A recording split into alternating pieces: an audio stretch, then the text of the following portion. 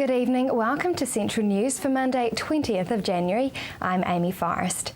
In today's news, 2 World War I replica planes have made their way to Classic Flyers in Tauranga as a preview to the upcoming air show.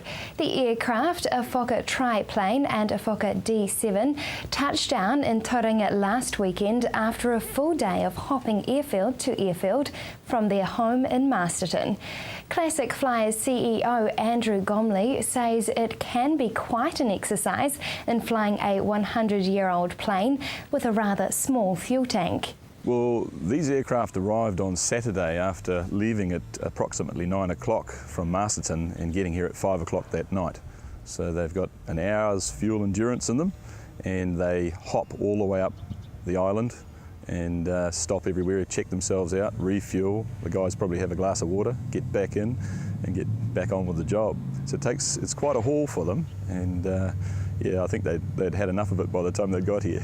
Changes to the supply and sale of alcohol law may have resulted in a much quieter festive season for police in the Bay of Plenty. The law allowed police officers to write infringement notices to those breaching alcohol bans instead of arrests, and saw a significant reduction of arrests on New Year's Eve at the Mount. Alcohol Harm Reduction Officer Sergeant Nigel McGlone says the general consensus is that most police officers feel it has been a much quieter holiday period and is most likely due to the new changes to the law. The new law itself hasn't had a great impact on the festive season. We found here in the Western Bay it was probably a bit quieter than it had been on previous years. Less arrests on New Year's Eve, only just over 50 compared to in the mid-70s last year, and that was a reduction anyway from previous years. The new law has probably helped more with the issuing of infringement notices for offences like breaching alcohol bans or minors drinking alcohol in public. So we haven't seen the number of people through our police cells because they've been arrested, because we've been able to write out instant fines for $250 to deal with those situations. Now for our region's weather. Hamilton, your Tuesday is not looking good. Periods of rain with a dying easterly. Your expected high is 25 and an overnight low of 14. Tauranga, your heavy rain falls throughout your Tuesday, clearing in the evening with a dying easterly. Your expected high is 25 and an overnight low of 16. Just ahead, what to expect at the World First this weekend.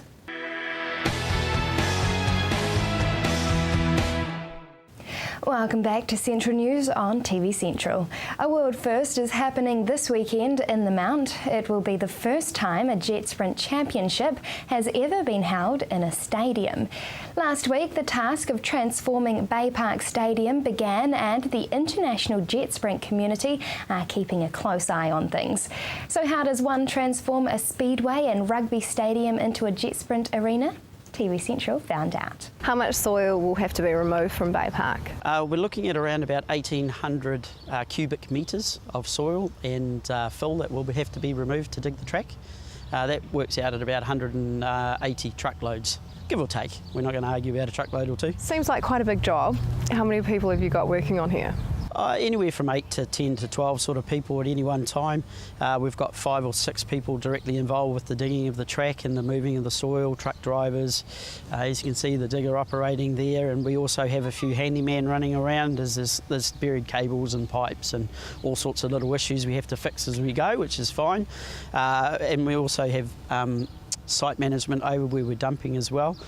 We also have some ASB Bay Park staff working as well behind the scenes all the time, as well as our management team that's busy beavering away for next weekend. Are you feeling the pressure? I mean, is there a lot of expectation at being a world first? I think so. I think this is going to be a huge event.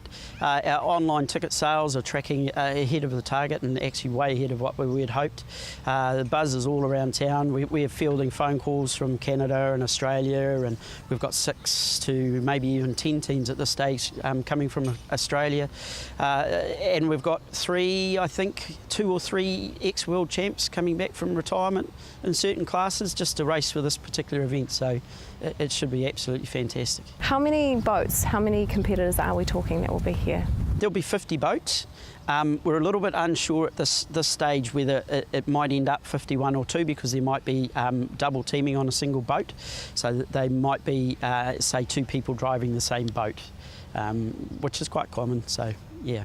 But we're really limited to around about 50 competitors to get through in a day. And we actually tried to make sure that we were open to all the New Zealand competitors first, and we had to limit Australian entries, only for the reason that it's the New Zealand Championship and the New Zealand round, and we didn't want anybody missing out on that. How does the competition work? Will there be heats? Yes, but basically it's an elimination type event, so we start with some qualifying rounds. I think racing kicks off at 12 o'clock. We start with some qualifying rounds and then we move on to some elimination rounds further on, so the top 16, top 8, top 4 and then the top 3, and we find the final. The great thing about the event is you can actually you can fall out at any stage, so even if you're current world champion with the fastest previous time, it only takes one mistake and you're a DNF and you finish 28th in the field. So it's a great formula, I think, for racing and for staying exciting, because they've got to drive hard enough to make the top 8, and sometimes there's only half a second or a second separating those top 8, but they don't want to drive too hard to crash early in the eliminations, especially the better drivers. So it's a very fine line they've got to run all day. The V8 Jet Sprints are on this Saturday, the 25th of January at 2:30 p.m, and of course at Bay Park Stadium. From man-made waterways to the natural ones, fecal contamination can sometimes reach hazardous levels in our rivers and harbours. So constant monitoring is in place by the Bay of Plenty Regional Council. Hilary found out how fecal matter is getting into our water. What is the water quality like in the Bay of Plenty, and are there places that aren't safe to swim this year? The water quality is generally pretty good. So if you think of bathing quality, most sites in the Bay of Plenty that people are using for bathing are very good. The monitoring we've done so far this summer has shown that, but we do typically get, after rainfall events, we can get increased fecal contamination. It's quite common, so we advise people to not swim in the water for 2 or 3 days if there's been significant rainfall. But overall, it's pretty good. There are some advisories in place which Toi Te Ora Public Health have issued, and so they're some sites like, for example, 2 and 3 Mile Creek area along Waihi Beach, and those are sites where there is fecal contamination quite a lot of the time, and there's just standing advisory that people shouldn't swim in those areas for that reason. So why in that area in Waihi Beach is there higher fecal contamination? In that case, it's related mostly to pastoral land use in the catchment. So stock that are in the catchment cause fecal contamination loads to increase, and when you get rainfall, that tends to get washed into the waterways. Now, there's been a lot of toxic algae blooms of late, so what are toxic algae blooms?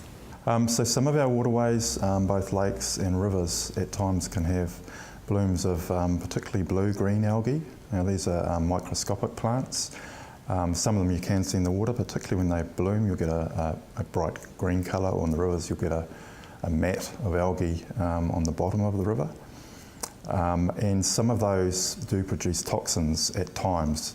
Now the presence of those algae doesn't mean they're toxic, but generally warnings are issued when they get to a certain level, just as a precaution in case they do actually produce toxins. And the toxins are things like neurotoxins that can cause rashes, skin problems, neurological disorders, that sort of thing. How do they produce these toxins? Well, there's a lot of science and work going into understanding that. They make the toxins themselves generally, and it's not well understood why they do that.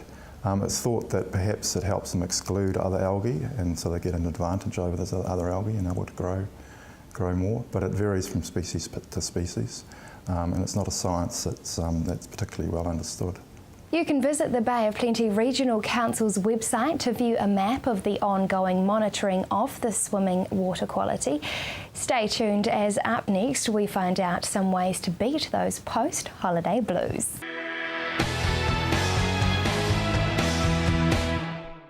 Welcome back. Most of us are back at work now and maybe missing the sun-filled days of lying around or doing anything but work. Post-holiday blues may start to sink in soon, or maybe it already has. Hilary found out some ways to cure those blues. Well, we're suggesting that people consider a few things as they head back into work. The first thing is to consider your work environment and consider making that as harmonious as possible. So that may be range from everything from keeping a tidy workspace to maybe having a few holiday snaps, photos of friends, family, and then other things like getting outside during breaks and making the most of this weather we're having, and considering your colleagues, getting off on a good footing with your colleagues, maybe making a pot of tea and, you know, kind of creating that nice harmonious space for you to work in. And then we're also suggesting that people consider their personal growth, you know, thinking about what really interests you and engaging in those. So this time of year people make a lot of resolutions, and to be fair, that's pretty hard to keep those New Year's resolutions. We tend to set really high goals for ourselves, but it is still a good time to consider our interests and maybe looking at doing something new, learning a new skill, for example. And that kind of leads into the third thing, which is about reviewing your job, and just really questioning, is it still satisfying for you? Is it still kind of getting you up and out of bed in the morning? Are you passionate about what you're doing? And maybe you're not. Maybe it's a matter of really asking those hard questions and thinking about where your interests are and your passions are and looking at new opportunities. But at the very least, you can still talk to your manager and can talk about your needs. Good time of year to do that, and what you want to achieve in your job at this time of year. And then we are suggesting, I think this is the most important thing actually, is to take some time every day just to relax and let go of work and be with yourself. You know, we get so wrapped up in busyness that we forget to take notice of where we are. So just taking 15 minutes a day, maybe going for a walk, reading, doing some yoga, things like that, just to really let go of everything else and remind yourself that this is essentially about life. It's not all about work.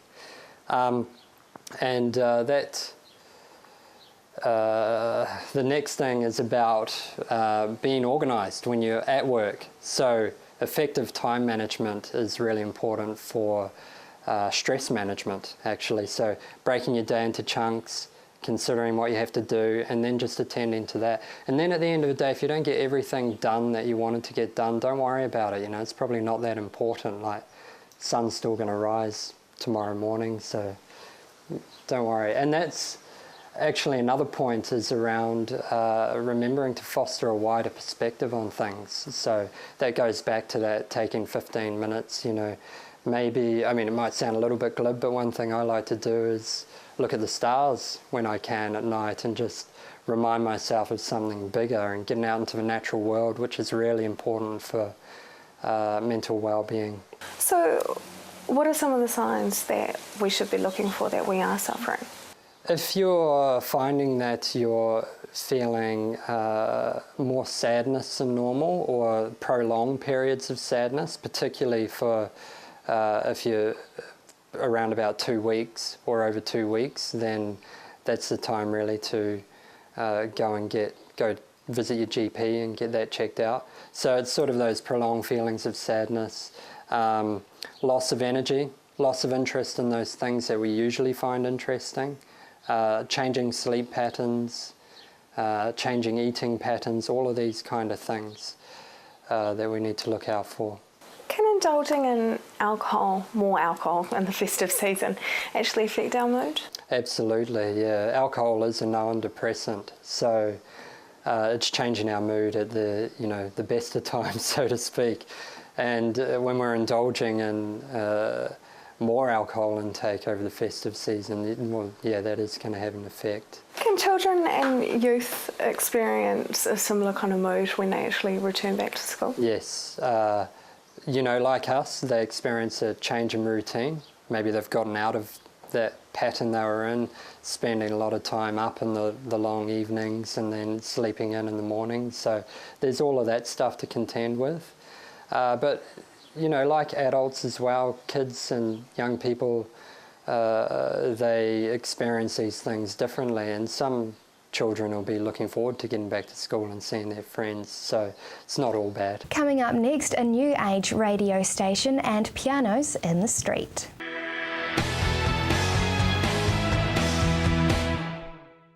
Something else exciting and new happening in Tauranga is the sudden appearance of beautifully painted pianos popping up on the streets. This caught Hillary's eye, so she went in to investigate. The piano project was our first project that we began at the incubator, a collaborative project to try and entice artists to come and work with us on these pianos, which have just been unused pieces of furniture in people's homes. So we wanted to turn them into something beautiful and a little bit out of the ordinary. Good way to get people together doing things and being creative. How did the idea come about? Creative Tauranga put on a seminar and they brought Peter Kajiyama over from the States, and it was a great seminar about involving the public in art and creativity. And the piano project was a competition that someone won. A lovely girl from the States called Madison came up with the idea, and then we were asked to carry out the project. It started with one piano, but it's kind of evolved into quite a few now. We just keep going.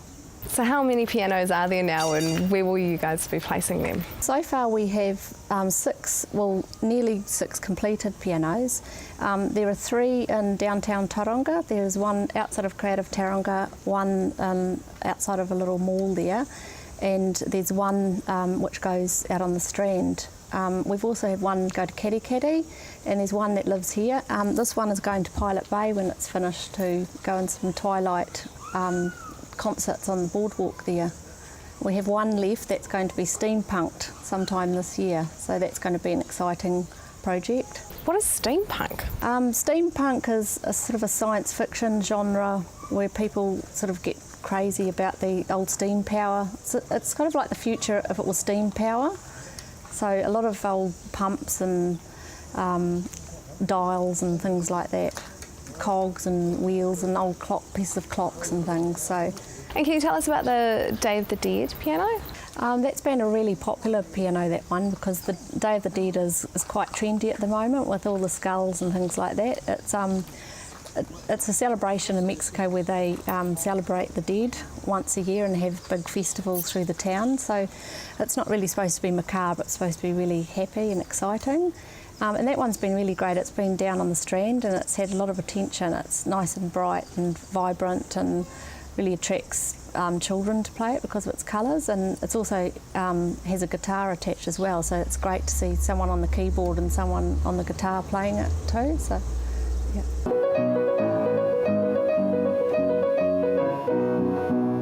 How have you sourced the pianos? Mostly they came from Tauranga. One came from Hamilton, up and over the hill, and we generally had them donated, but there were a few bought via Trade Me for a nominal price. It seems that a lot of people want to get rid of their unused and unloved pianos and have them brought to us to be revitalised and given a second chance at life. So it's been a fun process even just getting them here. As you can imagine, moving pianos is quite hard work. What are you hoping people will do with pianos once they're out on the streets? When they're in the streets, we're really hoping that the space will become activated. There'll be life brought and music into the streets. People will come and play. I saw the one that was Jackson Pollock down in the middle of town in Tauranga, and there were just a whole bunch of kids standing around for hours playing them. And it seemed that, you know, there's so many people out there that play by ear or actually can read music or just know how to play, and they just sit there and tinker away. And these kids that were standing around them, there's some real talent, you know. And I just thought, well, they obviously didn't get an opportunity to play pianos at home, and here they were, just all sort of in the streets playing, which was really great. So yeah, we just want to see the pianos given a new lease on life and taken out into the world and you know, share the love, share the joy and the you know, the art the collaborative art thing. It doesn't stop once the pianos leave here and they've been painted. That collaboration, you know, carries on into the street where people play them, and yeah, it's great. How many people have been involved? There's been a huge amount of people actually. Each piano has probably taken at least 5 or 6 people that have had various sort of input into them. Some pianos have been, one piano in particular was only about 3 or 4. That was our crochet piano. That was, yeah, that was not so many. It's a very specialist kind of, you know, it's easy enough to pick up a paintbrush, but, and some of the piano, the other piano, the Day of the Dead piano had, you know, welding work done on it and things like that. So there are some specialist stuff. Mostly it's just been paint thrown at them, and anyone that kind of walks in the studio or into the incubator, we sort of, you know, pick up a brush and have a go, you know. But yeah, there's been many artists. In total, probably between 34, 36 artists in general on all the different pianos that we've done so far. So yes, and who knows, there's more to come. Pianos, it's a bit of a cliche to try and transport them. How are you guys going about moving them? Pianos, yeah. Heavy lumps of wood with amazing mechanisms on the inside, let us not forget, but they're very, very heavy, so really hard to get around. And we've found it, the easiest thing for us is that the people that want to use them, so if we are commissioned to do a piano, then the cost for the institution or the event that wants a piano is to put the big caster wheels on them, so that at least they're easy enough to roll around once they're in situ or they're in the incubator itself. So that's been one way to mitigate the difficulty of moving them. Of course, from place to place, that's another expense that we hope that the people that are wanting to hire the pianos will take on. We're looking at the moment at borrowing a float from someone, you know, it's just calling in favours really. And actually that just means that it is much more of a community collaborative thing, and you know, it's just as valuable for someone to come down and do some painting as it is for someone to come and help us lug it to the next destination. So yeah, they are, you know, it's that kind of cliche, the famous thing of moving pianos. It's the sort of the thing you least want to do, and it can be extraordinarily expensive, but we're trying to sort of mitigate that by calling in all favours really, and getting people that want to use them to pay. Visit the Incubator's Facebook page if you would like to find out more. That is the news for today. We really want you to be involved, so like us on Facebook and let us know your views. If you have any news, including your own video or photos, go to our website and hit upload. Thanks for joining us. Hilary will be back tomorrow with more guests from in and around the regions. I'm Amy Forrest. Have a lovely evening.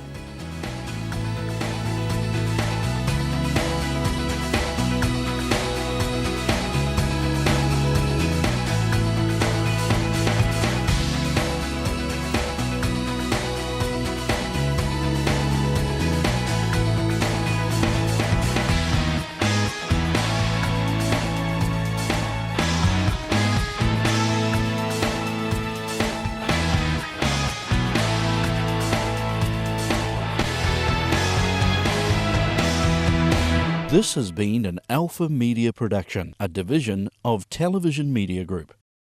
Supporting local content so you can see more of New Zealand on air.